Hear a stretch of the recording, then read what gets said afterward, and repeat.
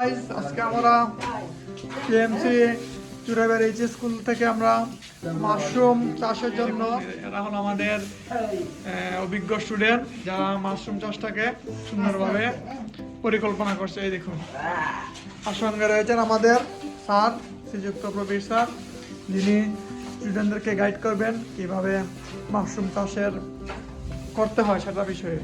আপনারা আমাদের সঙ্গে থাকুন, মন দেখতে থাকুন।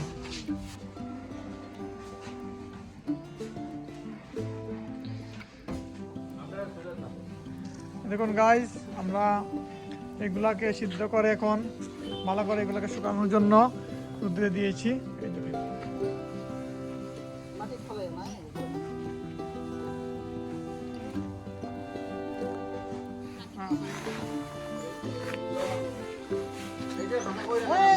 যুদ্ধ করেনি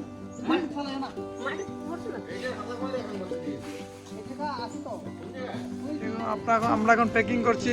দেখুন, এটা হলো মাশরুমের বীজ, যেগুলা স্পোরগুলা সাইডে দিবা, মিডলে না, এইভাবে দিতে হয়। দেখুন,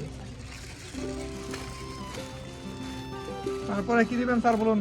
তারপরে আবার একটু খের দেব, তারপরে আবার মাশরুমের বীজগুলি দেব, তারপরে ওটাকে প্যাক করে আমরা উপরে একটি রুমের মধ্যে নিয়ে অন্ধকার করে আমরা বেঁধে রাখবো।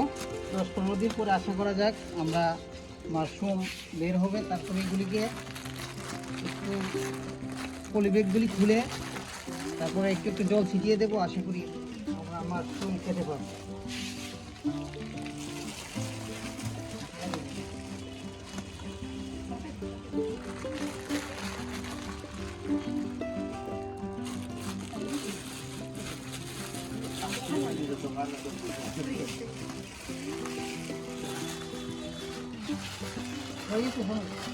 হ্যাঁ, তুলো।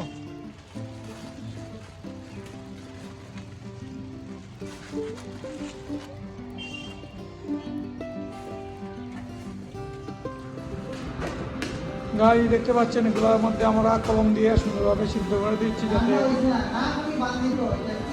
তার মধ্যে জলগুলো বায়ু চলাচল ঠিক থাকতে পারে।